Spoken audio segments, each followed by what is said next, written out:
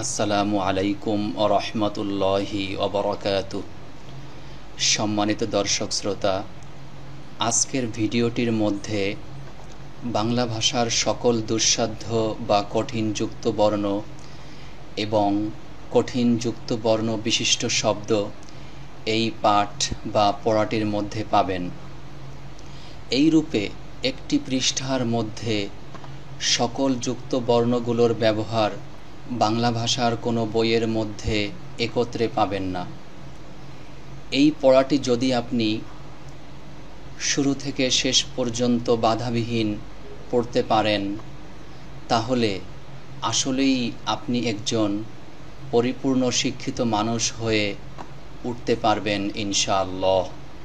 স্বর্ণাক্ষর দিয়ে অঙ্কিত করে গ্রন্থাদির এই পৃষ্ঠাটি হৃদয়ঙ্গম এর সাথে চিরস্মরণীয় করে আমাদের সকলের স্মৃতিতে লিপিবদ্ধ করে সংরক্ষণ করা উচিত।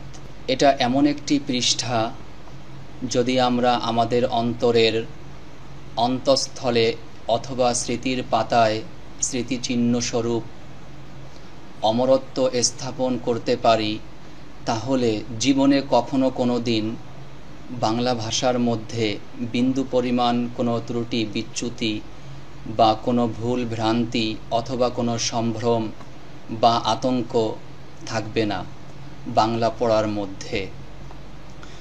বাংলা ভাষার সবচেয়ে দুরূহ দুঃসাধ্য বা কঠিন যুক্ত বর্ণগুলো এই পৃষ্ঠার ভিতরে খুবই সূক্ষ্মভাবে সংযুক্ত করেছি, যাতে করে আপনাদের মঙ্গল বা কল্যাণ হয় এবং জ্ঞানের আলো সর্বত্র ছড়িয়ে দিতে পারেন, বাতাসে, অক্সিজেনে, সমুদ্র তরঙ্গমালায়, দিগন্ত বিস্তৃত বিস্ময়কর পৃথিবীর প্রান্তে প্রান্তে জ্ঞান বিজ্ঞানের আলো ছড়িয়ে দিতে পারেন ভবিষ্যৎ প্রজন্মে উন্নতির স্বর্ণশিখরে। স্বপ্নীল এই স্বর্গমোহন ভূমিতে লাল সবুজের পতাকা উত্থিত করার প্রত্যয় এবং সর্বোচ্চ স্নাতক পদে আসীন হওয়ার লক্ষ্য উদ্দেশ্য নিয়ে পৃথিবীর বুকে মাথা উঁচু করে দাঁড়াতে পারেন। আত্মনির্ভরশীলতার প্রতীক আমার হাতে স্থবির ও নিশ্চল হয়ে বসে থাকার সময় নেই। আমার তৃষ্ণা জ্ঞানের আলোয় আলোকিত হওয়া, অশ্রুসিক্ত দুঃখ কষ্ট অজস্র বাধা পেরিয়ে আত্মার আত্মশুদ্ধি পরিত্রাণের লোভে অপরাহ্নে এবং ঝিল্লিমুখর সন্ধ্যাকালে আমি প্রজ্বলিত করব সেই সোনালি দিনের প্রদীপ। সেই মহান সৃষ্টিকর্তা যার উপর আমি ঈমান এনে হৃদয়কে পূর্ণ করেছি, তার শপথ করে বলছি, ইনশাআল্লাহ সরল সঠিক পথ হবে আমার পথ। আমি আল্লাহর পথের পথিক, আমৃত্য এ পথে লড়াই করেই যাব। আমার প্রচেষ্টায় তৈরি হবে এক সুদূর প্রসারী সোনার বাংলা। শাহাদাত সিঞ্চিত বাঙালি ব্রাহ্মণ পরিবারের সন্তান কবি বঙ্কিমচন্দ্র চট্টোপাধ্যায় বলেছেন, আমি সত্য ন্যায়ের পথে বিপ্লবী, আমার প্রতিটি নিঃশ্বাস স্বাধীনতা সংগ্রামী। কবিদের কথাগুলো হৃদয়কে স্পর্শকাতর করে। প্রবন্ধটির শুরুতে, মাঝে এবং শেষে যত কঠিন ও গুরুত্বপূর্ণ শব্দগুলো এসেছে, এগুলো প্রাণপ্রিয় শ্রদ্ধেয় পণ্ডিত বা গুরু মহোদয়গণ আমাদেরকে শিক্ষা দিয়ে থাকেন। তারা সহ্য ধৈর্যের সাথে স্নেহভরা আহ্লাদ নিয়ে, হৃদয় ভরা ভালোবাসা দিয়ে একাগ্র চিত্তে স্পষ্টভাবে শিখিয়ে থাকেন। শ্রদ্ধাঞ্জলির সাথে বলতে হয়, মাতা পিতা ভাই বোন শিক্ষক বা গুরুজন এদের হাড়ভাঙা পরিশ্রম প্রচেষ্টা এবং হৃদয়ের অফুরন্ত ভালোবাসার ফলে আমরা গড়তে পারি নতুন প্রজন্মে আকাশচুম্বী সোনালী ইতিহাস। এখন আমরা কঠিন যুক্ত বর্ণ বিশিষ্ট শব্দগুলোর ব্যাখ্যা বিশ্লেষণ শিখব। এটা একটি শব্দ, দেখুন শব্দটির শুরুতে আছে দন্তস্ব আর শব্দটির শেষে আছে র। তো সাধারণত দন্তস্ব বর্ণটির নিচে যদি কখনো ব অথবা ম বর্ণটি আসে, ব অথবা ম, তাহলে ওই ব বর্ণটি বা ম বর্ণটি, ব অক্ষরটি বা ম অক্ষরটি উচ্চারণ হয় না। তো এখানে এই শব্দটি কিভাবে আমরা বানান করতে পারি, প্রথমে দন্তস্ব বর্ণটি ধরবে এই রেফকে, রেফ থেকে আমরা র পেয়ে থাকি। দন্তস্ব রস্বর, মূর্ধন্য ন আকার ক, নাক, স্বর নাক, খর রখর, স্বর্ণাক্ষর। লেখা আছে স্বর্ণাক্ষর, কিন্তু উচ্চারণ করতে হবে স্বর্ণাক্ষর, উচ্চারণ হবে স্বর্ণাক্ষর। তো এই ক্ষীয় খ বর্ণটি যদি কোনো একটি শব্দের শুরুতে আসে তাহলে একটি খ উচ্চারণ হয়, আর যদি এই ক্ষীয় খ অক্ষরটি কোনো একটি শব্দের মাঝে আসে বা শেষে আসে তাহলে একটি ক এবং একটি খ, দুইটি অক্ষর উচ্চারণ হয়। তো এখানে গুরুত্বপূর্ণ বিষয়টি হলো এই নিচের ব বর্ণটি বা ব অক্ষরটি উচ্চারণ হবে না। এখানে দেখুন এই শব্দটির মধ্যে দন্তস্বর নিচে একটি ম এসেছে, এখানে এই ম বর্ণটিও উচ্চারণ হবে না, স্মরণীয়, শব্দটি হবে স্মরণীয়। স্মৃতিতে, শব্দটির সঠিক উচ্চারণ হবে স্মৃতিতে। এখানে দেখুন স্বরূপ, দন্তস্বর নিচে ব আছে, ব বর্ণটি বা ব অক্ষরটি উচ্চারণ করা যাবে না। আর এখানে রর সাথে একটি দীর্ঘকার এসেছে, তো রর সাথে দীর্ঘকার এরকম লিখতে হয়। দীর্ঘকার দেখতে কেমন? দীর্ঘকার হলো দেখতে এরকম। এখানে দেখুন এই যে ভর নিচে দীর্ঘকার আছে, তো এই দীর্ঘকার রর সাথে এসে এরকম হয়ে যায়। স্বরূপ, নিচের ব বর্ণটি উচ্চারণ করা যাবে না। এখানে দেখুন এখানেও স্বর্ণ, ব বর্ণটি উচ্চারণ হবে না। স্বপ্নীল, ব বর্ণটি বা ব অক্ষরটি উচ্চারণ করা যাবে না। স্বর্গ, এই স বর্ণটি নিয়ে আরও কিছু গুরুত্বপূর্ণ কথা আছে, সেটি হলো এই দন্তস্ব বর্ণটি যদি কোনো একটি অক্ষরের সাথে যুক্ত হয়ে পরে আসে, কোনো একটি অক্ষরের পরে, পরে বলতে ডান পাশে, কোনো একটি অক্ষরের সাথে যুক্ত হয়ে যদি ডান পাশে আসে তাহলে দন্তস্বর চেহারা এরকম হয়ে যায়, দেখতে র ফলার মতো লাগে, কিন্তু এটা র ফলা হবে না, এটা হবে দন্তস্ব। অক্সিজেন, অক্সিজেনে, শব্দটির সঠিক উচ্চারণ হবে অক্সিজেনে। প্রথমে এই স্বর অ অক্ষরটি ধরবে ককে, অক, ছয় রসিকারে সি, দন্তস্বর উচ্চারণ এখন হবে স্বর মতো, ইংলিশের এসের মতো, অক্সিজেনে। তো এই দন্তস্ব বর্ণটি যদি কোনো একটি বর্ণের সাথে যুক্ত হয়ে আগে আসে, বাম পাশে আসে, কোনো একটি শব্দের সাথে যুক্ত হয়ে যদি বাম পাশে আসে, এখানে দেখুন মানে এই পর সাথে যুক্ত হয়ে এসেছে বাম পাশে, তাহলে দন্তস্বর চেহারা এরকম হয়। আর ডান পাশে আসিলে দন্তস্বর চেহারা এরকম হয়ে যায়। তো এটা কিন্তু আবার র ফলা বলা যাবে না।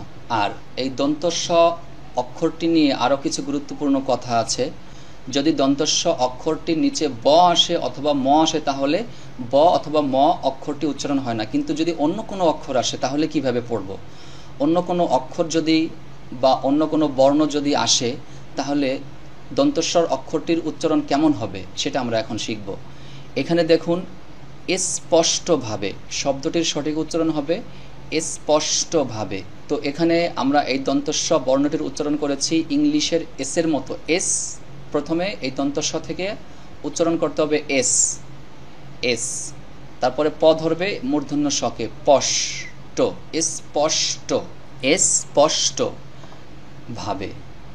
এখানে দেখুন এখানেও দন্তস্ব বর্ণটির সাথে যদি ব অথবা ম বর্ণটি না এসে অন্য কোনো বর্ণ আসে, মনে করুন থ আসে বা প আসে, অন্য যে কোনো অক্ষর হতে পারে, যে কোনো বর্ণ হতে পারে, তাহলে দন্তস্বর উচ্চারণ এসের মতো করতে হয়। এখানে দেখুন স্থাপন, এখানে কিন্তু দেখতে মনে হচ্ছে হর মতো।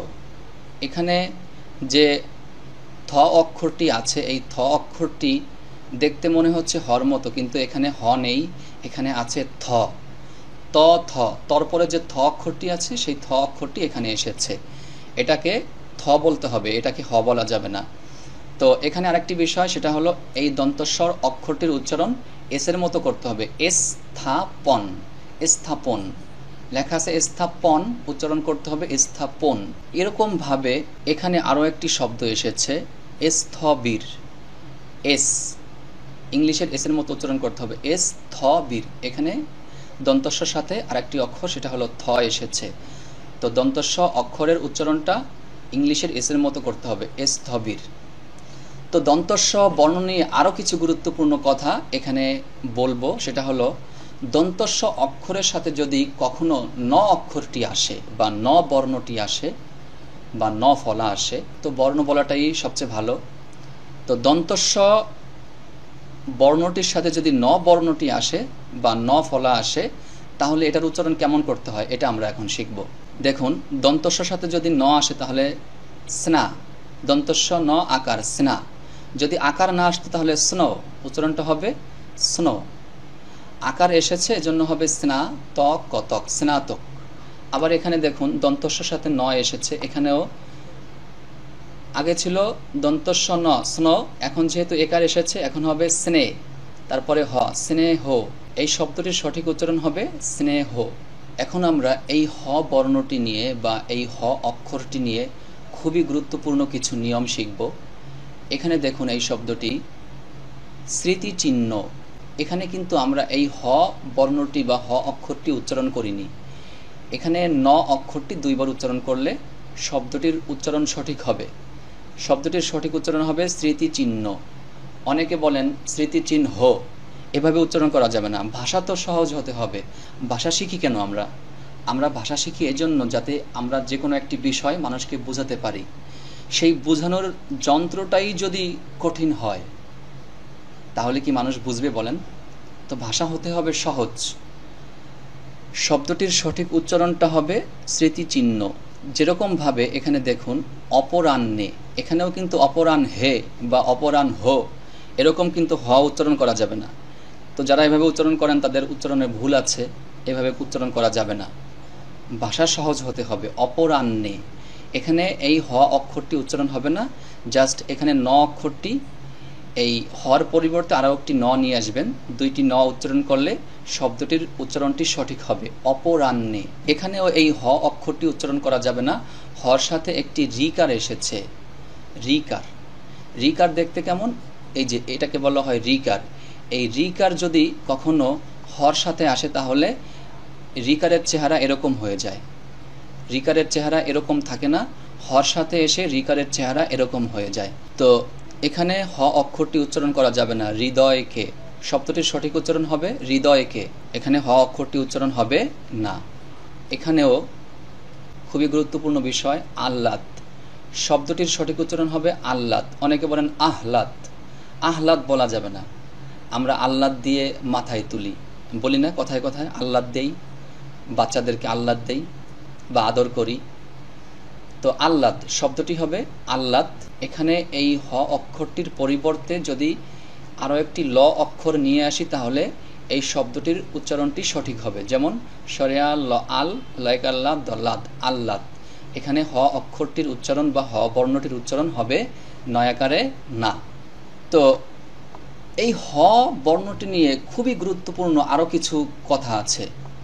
শব্দটির সঠিক উচ্চারণ হবে সহ্য, সহ্য। বাহ্যিক, এখানেও এই হ অক্ষরটি উচ্চারণ হবে না। এই হ অক্ষরটি বা হ বর্ণটি উচ্চারণ হবে না। এখানে এই জ ফলার দ্বারা দুইটি জ উচ্চারণ করলে আমাদের এই শব্দটির উচ্চারণ সঠিক হবে বা রাইট হবে। শব্দটির সঠিক উচ্চারণ হবে সহ্য। এই শব্দটির সাথে সম্পর্কিত আরেকটি শব্দ এখানে লিখেছি, শব্দটির সঠিক উচ্চারণ হবে বাহ্যিক।